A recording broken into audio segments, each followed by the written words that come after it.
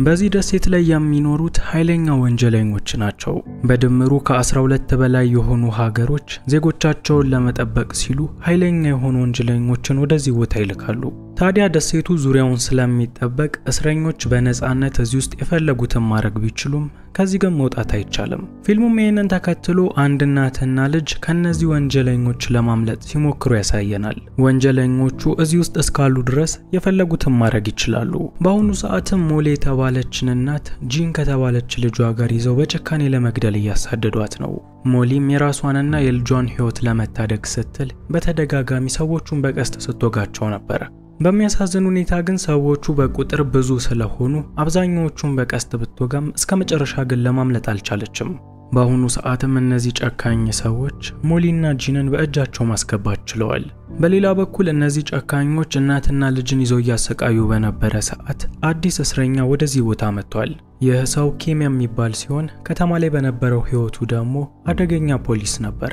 ኪምም ገና እዚህ ደሴት ላይ ከመጣሉ እነ ሞሊ አደጋ ላይ መሆናቸውን ተመልክቶ ከሰዎቹ ጋር መደባደብ ጀምሯል። ይሄ ፖሊስ ሁለቱም እጆቹ ወደ ኋላ ታስረው ሳሉ በቁጥር የሚበልጡትን እነዚህን ሰዎች ማሸነፍ ችሏል። ከደበደባቸው ሰዎች መካከልም አንደኛውን ኩን ስለተባለ ሰው እየጠየቀው ነው። ኩን ማለት ከኪም በላይ በጣም ጨካኝ የሆነ የዚህ ደሴት መሪ ነው። በዚህ ደሴት ላይም ማንም ህግ የሚያስከብር ሰው ስለሌለ በኩን እጅ በርካታ እስረኞች ተገለዋል። እናም ይሄ ኃያል ኩን የተባለ ሰው እንደተራ ሰው ከነዚህ ሰዎች ጋር አንድ ላይ ስለማይኖር ለየት ባለ ቦታ ላይ ይገኛል። ኪምም ቢሆን ስለ ኩን የሚፈልገውን ያህል መረጃ ካገኘ በኋላ ሞሊና ጂንን ወደ መንደራቸው አድርሷቸዋል። የዚህ መንደር መሪ ባው ይባላል። ባውም ኪምን በተመለከተው ሰዓት ለሰዎቹ ጥቃት እንዲሰነዝሩበት አዟቸው ነበር። ይሁን እንጂ ትንሿ ጂን የሷና የእናቷን ህይወት የታደገላቸው ይሄ ኪም የተባለ ሰው እንደሆነ በመጥቀስ ሰዎቹ እሱ ላይ አንድም ጉዳት እንዳያደርሱበት አሳስባቸዋለች። ምሽት ላይ ባው በጂን ተናዶ እየገሰጻት ይገኛል። ከዚህ በፊት በተደጋጋሚ ያለነሱ ፍቃድ ከዚህ ቦታ ላይ ጠፍታ የነበረ ሲሆን በጠፋችበት በእያንዳንዱ ጊዜ በእነሱ ላይ ችግር አምጥታባቸዋለች። በዛሬው ዕለትም በራሷና በእናቷ ሞሊ ላይ ችግር ያመጣቸው እንዲሁ ማንንም ሳታስፈቅድ በመውጣቷ ምክንያት ስለሆነ ከዚህ በኋላ ያለነሱ ፍቃድ ከዚህ አካባቢ እንዳትርቅ የመጨረሻ ማስጠንቀቂያ ሰጥቷታል። የበንዲ እንዳለ ኪም እነባኡን ስለ ኩን ያውቁ እንደሆነ መጠየቅ ጀምሯል። እነባኡም ገና የኩንን ስም እንደሰሙ ከዚህ በፊት ከነገሩት ሰዎች በይበልጥ በሚያስፈራራ ሁኔታ ስለ ሰውየው ማንነት ነግረውታል። እስከዛሬ በጣም ብዙ ሰዎች እዚህ ደሴት ላይ ለመንገስ ሞክረው ነበር። ይሁን እንጂ አንድም ቢሆን ኩንን ማሸነፍ የቻለ ሰው የለም። እናንተ ምን ይሁን ብለህ ነው ይሄንን ሰው መፈልገው በማለት ለኪም ጠይቆታል። የዚህን ሰዓትም ኪም ኩን ወደዚህ ቦታ ከመላኩ በፊት የሱን ሚስትና ልጁን እንደገደለበት በመጥቀስ ለመበቀል እንደሚፈልግ ነግሯቸዋል። ሰዓታቶች አልፈዋል። አሁን ላይ ባው በሰማው ነገር እረፍት ማግኘት አልቻለም። እሱ እስከሚያውቀው ድረስ ኩን በጣም ኃያል ሰው ስለሆነ ይሄ መስኪን ሰው በቀላለው በማለት እንዳይሞት ፈርቶለታል። ይሁን እንጂ ኪም እዚህ ድረስ ከመጣ በኋላ ያሰበውን ሳያሳካ እንደማይመለስ ነግሮታል። በአሁኑ ሰዓትም ከነሱ የሚፈልገው የኩንን መኖሪያ እንዲያሳዩት ብቻ ነው። ከዚያን ቀን በኋላ በጠዋቱ ሞሊ ራሷን ከሳተችበት መንቃት ችላለች። ጂንም እናቷን እዚህ ችግር ውስጥ የከተተቻት እሷ ስለሆነች እናቷ ገና ከእንቅልፏ እንደተነሳች ይቅርታ ስትጠይቃት ነበር። በሌላ በኩል ሞሊ ደግሞ ኪምን ከነሱ ጋር ስትመለከተው ደስተኛ አልሆነችም። ይሄ ጨካኝ ሰው ፖሊስ እንደሆነ አውቃለሁ። በሱ ምክንያት እዚህ ደሴት ውስጥ እንድንኖር የተፈረደብን ሲሆን ባለቤቴም የሞተው በሱ ምክንያት ነው በማለት እሱን ለመግደል ተነስታለች። የዚህን ሰዓትም ኪም በከተማ ውስጥ እያለች እሷም ባለቤቷም ኃይለኛ ነፍሰ ገዳይ መሆናቸውን አስታውሷታል። እነሱም ላጠፉት ነፍሶች የሚገባቸው ይሄ ቦታ ስለነበር በጊዜው ወደዚህ እንዲመጡ አድርጓቸዋል። ይሁን እንጂ በጊዜው ሞሊ ስለመጸነሷ ምንም ስለማያውቅ ይቺ መስኪን ጂንም በዚሁ ደሴት ውስጥ እንድትወለድ ሆኗል። በጊዜው ሞሊ ያኔ ስትፈጽማቸው ለነበሩ ግድያዎች ይገባት የነበረው ፍርድ ይሄ ስለነበር ኪምን በመቃወም ጉዳይ ላይ ሐሳቧን አንስታለች። በምላሹ ኪም ደግሞ እነሱን ትቷቸው የሄደ ሲሆን በአሁኑ ሰዓት ኩንን ፈልጎ ለመበቀል ጉዞውን ጀምሯል። የበንዲ እንዳለ ቀልቃሏ ጂን ደግሞ እንዳትወጪ እየተባለች አሁንም ሳትናገር ከኪም ጋር ተከትለው ወጣለች። በአሁኑ ሰዓት ደግሞ ሌላ ሰው ካላስወጣት በስተቀር በምንም ተአምር ልታመልጥ የማትችልበት የአዳኞች ወጥመድ ውስጥ ነው የምትገኘው።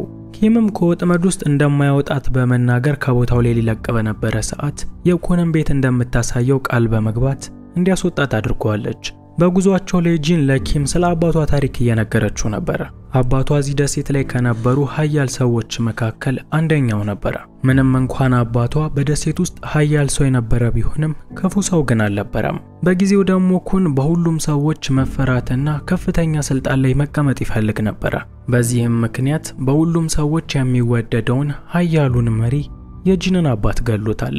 እናም ትንሿ ጂን በአሁኑ ሰዓት ለኪም መንገዱን ለማሳየትና ኩንን እንዲገለው የፈለገችው የአባቷን ደም ለመበቀል ስትለው። ከትውስታ ስንመለስ በመንገዳቸው ላይ ጂንና ኪም የወደቁ ሰዎችን አግኝተዋል። እነዚህ ሰዎች በኩን ጥቃት የደረሰባቸው የነ ሞሊ ጎሳ ሰዎች ናቸው። ትንሿ ጂንም የምታውቀውን ሰው ሄዳ ለመቀስቀስ በምትሞክር ሰዓት ኪም አንድ አሻንጉሊት ተመልክቷል። ይህ አሻንጉሊት የሞተችው ልጁ ከምትወደው አሻንጉሊት ጋር በደንብ ይመሳሰላል። እናም ኪን አሻንጉሊቱን እየተመለከተ በሐሳብ ጭልጥ ባለበት ሰዓት ጂንን የማይታወቁ ሰዎች አፍነው ወስደዋታል። ትዕይንቱ ሲቀየር ኪም ልጅቷን ያገቷትን ሰዎች እየተከተለ ወደ አንድ ህንጻ ደርሷል። በዚህ ህንጻ ውስጥ የሚገኙት እንዳለ የኩን ሰዎች ናቸው። እና ኩንም በተለያየ ጊዜ ከደሴት ውስጥ ያገኟቸውን ሰዎች በዚህ ህንጻ ውስጥ አስረው ይገኛል። የመፋለም ችሎታ ያላቸው ሰዎች ደግሞ የኩን ጥበቃዎች ሆነው እየሰሩ የሚገኝ ሲሆን እነዚህም ሰዎች ከኪም ጋር እየተፋለሙ ይገኛል። አሁን ላይ ኪም የመጀመሪያውን ክፍል አልፎ ወደ ሁለተኛው ክፍል ደርሷል። በዚህ ክፍል ውስጥ የሚገኙት ከመጀመሪያው ክፍል ካሉት ሰዎች የተሻለ መፋለም የሚችሉ ሰዎች ናቸው። ምንም እንኳን ኩን የተሻሉ ሰዎች ብሎ እነዚህም በከፍተኛው ክፍል ውስጥ ቢያስቀምጣቸውም አንዳቸው ግን ኪምን ማሸነፍ አልቻሉም። ኪምን በክፍል ውስጥ የነበሩትን ሰዎች በሙሉ በማሸነፍ የተሻሉ ሰዎች ይገኙበታል የተባለው ሶስተኛው ክፍል ደርሷል። በዚህ ክፍል ውስጥ የሚገኙት ሰዎች ጂንን ያፈኗት ሰዎች ናቸው። በአሁኑ ሰዓት በእጃቸው ላይ ጂን የምትገኝ ሲሆን እነዚህን ሰዎች ማሸነፍ ከቻለም ልጅቷን ነፃ ማስወጣት ይችላል። ኪምም ከሁለቱ ክፍሎች በተመሳሳይ መልኩ እዚህ ክፍል ውስጥ ያሉትንም ሰዎች ማሸነፍ የቻለ ሲሆን ለጂን ወደ ታች ሄዳ እንድትደበቅ ነግሯታል። ጂንም ትዕዛዙን ተቀብላ ልክ ከክፍሉ በምትወጣ ሰዓት አንደኛው ሰው ኪም ባላየበት ከኋላው ሊወጋው ተነስቷል። ይሁን እንጂ ሰውየው ደርሶ ኪምን ከመግደሉ በፊት እነ ሞሊ በቦታው ላይ በመድረስ የኪምን ሕይወት ታድገውለታል። ይህ ሁሉ ነገር በሚፈጠር ሰዓት አንድ የኩን ሰው በሕይወት ተርፏል። አሁን ላይ እነ ኪም የሚያውቁት በቦታው ላይ የሚገኙትን ሁሉንም የኩን ሰዎች መግደላቸውን ነው። ይሁን እንጂ አንድ ሰው ተደብቆ ሁሉንም ነገር የተመለከተ ሲሆን እነሱም ሳያዩት ወደ ኩን ጋር ሄዷል። ከዚያም ለኩን ምን ያህል ኃያል ሰው እንደመጣ በመጥቀስ በመልከም ሰውየው ምን አይነት እንደሆነ እያስረዳው ይገኛል። ኩንም ስለ ሰውየው መልክ በሰማ ሰዓት ከዓመታት በፊት ሚስቱና ልጁን አቃጥሎ የገደለበት ኪም እንደሆነ ለማወቅ አልከበደውም። ለሰዎቹም እሱን መጠበቃቸውን ትተው ይሄንን ሰው ገለው እንዲያመጡለት ትዕዛዝ ሰጥቷቸዋል። ይህ በእንዲህ እንዳለ ኪም ትንሿን ጂንን እንድትሄድ ከነገራት በኋላ ከሱም ጋር ሆነ ከነሞሊ ጋር አልተገናኘችም። ልጅቷም ብቻዋን በመንገድ ላይ እየሄደች የነበረ ሲሆን ኩን የላካቸው ሰዎችም እሷን አግኝተዋታል። ከሰዎቹ መካከልም አንደኛዋ ጨካኝ ሴት ልጅቷ ምንም ባታረጋትም እንኳን በቀስት ልገላት ነው። ይሁን እንጂ የታሰበው ነገር ሁሉ ከመፈጸሙ በፊት ኪም በቦታው ላይ የደረሰ ሲሆን የጂንንም ሕይወት መታደግ ችሏል። አሁን ላይ ኪም ትንሿን ልጅ ይዟት በአንድ ህንጻ ውስጥ ተደብቆ ይገኛል። ሴቶቹም በህንጻ ውስጥ ገብተው ሰው ሊደበቅ ይችልበታል ብለው ያሰቡትን እያንዳንዱን ቦታዎች በቀስት ወግተዋቸዋል። እናም ከተወረወሩት ቀስቶች መካከል አንደኛው በኪም ሰውነት ላይ አርፏል። በሚያሳዝን ሁኔታ ግን ኪም ትንፋሽ የሚያሰማ ከሆነ ትንሿም ልጅ እሱም የሚገደሉ ሲሆን ህመሙን በውስጡ በመያዝ በዝምታ ተቀምጧል። ይህ በእንዲህ እንዳለ እነ ሞሊም በቤት ውስጥ እየተካሄደ ስላለው ነገር ሙሉ በሙሉ ደርሰውበታል። ሞሊም እዚህ ውስጥ ካሉት ሴቶች በተሻለ ፈጣን ቀስተኛ ስለሆነች እያንዳንዱን በመሬት ላይ መጣል ችላለች። ከዛ ግን ወደ ልጇና ወደ ኪም ጋር በመትሄድ ሰዓት በሚያሳዝን ሁኔታ ኪም በተወጋው ቀስት አማካኝነት በደም ውስጥ መርዝ ገብቷል። ቀስተኞቹም የሚጠቀሙት መርዝ ኃይለኛ ስለሆነ እስካሁን በዚህ ቀስት ተወግቶ በህይወት የተረፈ አንድም ሰው የለም። ባውና ሌሎቹ ሰዎችም ይሄንን ጠንቅቀው ስለሚያውቁ ኪምን በዚሁ ቦታ ተተው ስለመሄድ ወስነዋል። ይሁን እንጂ ትንሿ ጂን ለሷ ሲል ይሄ ሁሉ ነገር ውስጥ ስለገባ ይዘውት እንዲሄዱ በመለመን ሐሳባቸውን አስቀይራለች። አሁን ላይ የነባው ቡድን ለሁለት ተከፍሏል። የመጀመሪያው ቡድን ከነሞሊ ጋር ሆኖ ኪምን ይዘውት ወደ መደበቂያ ቦታቸው እየሄዱ የሚገኝ ሲሆን ባው ደግሞ ከአንድ ሰው ጋር በመሆን መንገዳቸው ላይ ያሉትን ሰዎች ለማዘናጋት እየሞከረ ይገኛል። በአሁኑ ሰዓት ከባኦ ጋር የሚገኘው ሰው ከየት እንደመጣ አይታወቅም። ባኦ የእንግሊዘኛና የኮሪያ ቋንቋ በስርዓት መናገር የሚችል ሲሆን ሰውየው ደግሞ ከሁለቱም ቋንቋ ጋር መግባባት አልቻለም። በዚህም ምክንያት አንዳቸው ለአንዳቸው ምን እየተባባሉ እንደሆነ ማንም አያውቅም። ባኦም ዛሬ ደግሞ ምኑን ጣለብኝ እያለ እየሄደ በነበረ ሰዓት አዳኞች ባስቀመጡት ወጥመድ ውስጥ ገብቷል። በጊዜውም ባኦ ለሰውየው ከቦታው ላይ ሮጦ እንዲያመልጥ እየነከረው ነበር። ይሁን እንጂ ነገሩ ያኛውም ቋንቋ አይሰማምና እዛው ቦታ ላይ በአዳኞች ወጥመድ ተይዟል። በሌላ በኩል እነ ሞሊን የሚያጠቃልለው ሁለተኛ የነባኦ ቡድን ጥሩ መደበቂያ አግኝቷል። አሁን ባሉበት ቦታ ላይም አሪፍ የባህል ሐኪም ያገኙ ሲሆን አይድንም ተብሎ ተስፋ የተቆረጠበትን ኪም ለማዳን መድኃኒት እየቀመመች ይገኛል። በሌላ በኩል እነባኦ የተያዙበትን ወጥመድ ያስቀመጠው ሰው ወደ ቦታው ላይ መጥቷል። ሰውየው ጄሩጋል የሚባል ሲሆን አንድም ቀን ለሰው ልጅ ምህረት አሳይቶ የማያውቅ አረመኔ ሰው ነው። ታዲያ ጨካኙ ጄሩጋልም ከባኦ ላይ ምን እንዳየበት አይታወቅም። ከአፉ ወጥቶ የማያውቃል እሱን እንዳትገሉት የሚል ቃል አውጥቷል። ከባኦ ውጪ ግን የተቀሩት ሁሉም ሰዎች የዛኑ ሰዓት የተገደሉ ሲሆን ባኦንም ለቀውታል። ትዕይንቱ ሲቀየር ባኦ የጄሩጋል ሰዎች እየተከተሉት እንደሆነ ስላላወቀ ቀጥ ብሎ መደበቂያቸው ጋር መጥቷል። ጄሩጋል ደግሞ በህይወት የለቀቀው ለዚሁ ዓላማ ሲል ስለነበር በፍጥነት ከሰዎቹ ጋር ወደ ውስጥ በመግባት ቦታውን ተቆጣጥሮታል። ለሰዎቹም በቦታው ላይ ያሉትን ሁሉንም ሰዎች እንዲገሏቸው ትዕዛዝ ሰጥቷቸዋል። በሌላ በኩል እነ ሞሊ ደግሞ የአቅማቸውን እየታገሉ የነበረ ሲሆን አብዛኛው የመንደራቸውን ሰዎች ግን በጄሩጋል ሰዎች ከመገደል ሊያድኗቸው አልቻለም። ትዕይንቱ ሲቀየር ጄሩጋል ሞኒን በጭካኔ ለመግደል ወደሷ ጋር ሄዷል። የዚህን ሰዓትም ትንሿ ጂን የእናቴን ህይወት እታደጋለሁ በማለት ጄሩጋል ፊት ለፊት ቀርባለች።